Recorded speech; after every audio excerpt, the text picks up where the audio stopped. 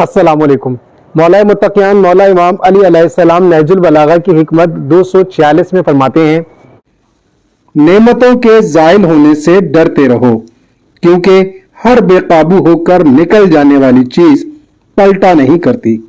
نعمتوں کے زائل ہونے سے یعنی جو پروردگار عالم نے ہمیں نعمتیں دی ہیں، چاہے وہ مال اسباب ہو یا ہماری اولاد ہو یا کسی بھی طرح سے ہماری صحت ہو، یا جو بھی نعمت اس پروردگار نے ہمیں دی ہے، وہ اس کے زائل ہونے سے ہمیں بہت کوشش کرنی چاہیے کہ اسے ضائع نہ ہونے دیں، ان کی حفاظت کریں۔ لیکن اگر ہم ان کو غلط طریقے سے استعمال کرتے ہیں اور وہ ہمارے قابو سے باہر ہو جاتی ہیں، ہمارے کنٹرول سے باہر ہو جاتی ہیں، تو وہ چیزیں کبھی پلٹا نہیں کرتی، وہ چیزیں چلی جاتی ہیں، وہ ہمیں چھوڑ جاتی ہیں، اور یوں ہم جو ہیں پھر بعد میں ہاتھ ملتے رہ جاتے ہیں۔ مثال کے طور پر اگر کوئی اولاد ہے اور آپ اس کی صحیح پرورش نہیں کرتے ہیں، وہ کچھ بگڑ جاتے ہیں، آپ سے قابو میں نہیں رہتے ہیں، آپ کے کنٹرول میں نہیں رہتے ہیں، تو یہ بے قابو ہو جانے کے بعد پھر یہ ایسے آپ کے ہاتھ سے نکلتے ہیں کہ کبھی آپ کے لیے فائدہ مند نہیں ہو سکتے، یہ کبھی آپ کے لیے بہتری کا کوئی عنوان نہیں بن سکتے۔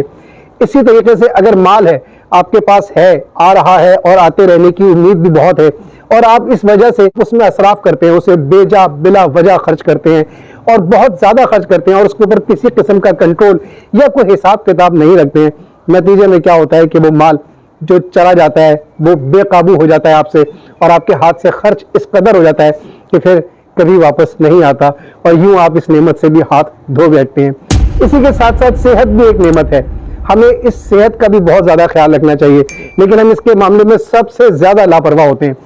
جس طرح سے آپ نے دیکھا ہوگا کہ لوگ بہت سارے نشے کرتے ہیں، ایسی چیزیں کھاتے ہیں جو صحت کے لیے بہت نقصان دہ ہوتی ہیں، اپنے جسم کی کسی طرح سے پرواہ نہیں کرتے، نتیجہ کیا ہوتا ہے کہ پھر وہ بہت ساری بیماریاں، جیسے آج کل آپ دیکھتے ہیں ڈپریشن کا شکار ہو جاتے ہیں، بلڈ پریشر اور شوگر وغیرہ، اس طرح کی بہت ساری بیماریاں جس میں آپ اپنے جگر اور جس میں گردے وغیرہ ہم لوگ اپنے ضائع کر بیٹھتے ہیں، اور نتیجہ کیا ہوتا ہے کہ صحت ہماری ختم ہو جاتی ہے۔ ہماری خوراک کا صحیح متوازن نہ ہونا، اپنی صحت کو سنبھال کر نہ رکھنا،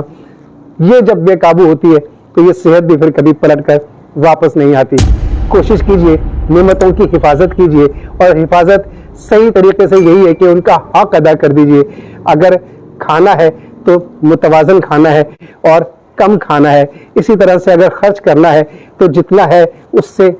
کم خرچ کرنا ہے، اسی طرح سے اولاد ہے، اچھی تربیت کرنی ہے، اسے سنبھال کے رکھنا ہے، اسے کھلا نہیں چھوڑ دینا ہے۔ انشاءاللہ یہ ساری نعمتیں آپ کے قابو میں رہیں گی اور کہیں نہیں جائیں گی۔ شکریہ۔